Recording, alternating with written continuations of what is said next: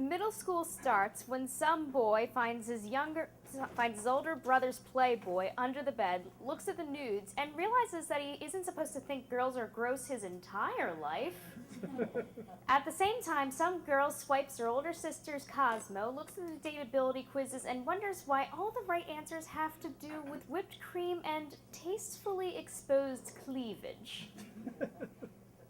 The kids share their finds, rumors make their rounds, and combined with whatever health classes they had last year, think they know how sex works. However, it's pretty easy to get left out of this poor man's sex ed when you don't have any older siblings. Case in point. It was my first few days in middle school, and a group of friendly enough girls came up to me and said, "Caitlin, are you a lesbian?" I didn't know these girls, but I didn't question why they knew my name. I mean, in the school's district, I was known as something of a class clown, so I was used to everybody knowing who I was while I knew, like, 10 people. But I didn't know what the word lesbian meant, and I wasn't going to call myself by any old name. So I asked them. They said it meant cool person. Yep, seems legit.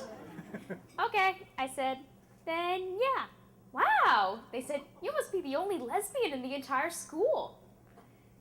That was when I knew something was up. Back in those days, I was what you would consider a nerd. One of the kids who actively got along with the teachers and tried to get all the questions right. Sure, there were some bad apples, but on the whole, teachers were kind, generous, and willing to handle the tough questions. So off I went to computer-aided design taught by an exact look-alike of Mr. Cotter.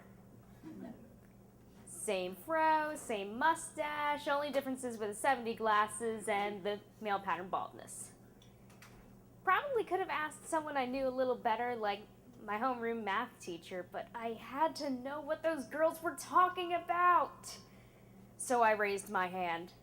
I advanced to the middle of the room where he was teaching, and I whispered, "Professor, what does lesbian mean?" His answer? Go to the principal's, Caitlin. While I was waiting for my fate in the office, I happened to see that a guidance counselor was there as well. I figured I'd give her a shot after all. Anyone who deals with fighting students in emotional distress all day shouldn't have any issues answering a question. Her response, "Caitlin, sometimes there are girls who have really low self-esteem and they like to feel better about themselves by picking on people who are naive. You shouldn't feel like you have to know everything just because some girls have easily bruised egos." That was nice. It would have helped me, understand why they did it, but it didn't answer the question. I knew I couldn't depend on the public school system to give me answers.